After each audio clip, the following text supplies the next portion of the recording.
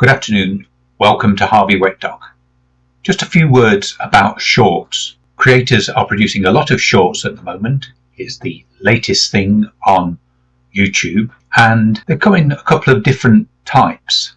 Some are created as new videos, others are taken from existing long format videos. Now, what you might not realize is that where the short has been generated from an existing video, there is a link down here which enables you to see the full video.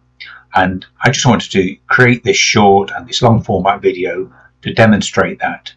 The benefit of creating a short from scratch is that it enables you to make good use of the music that's available on YouTube. And they've got a new arrangement now with music copyright holders that enables you to share your earnings on a video, which seems very fair.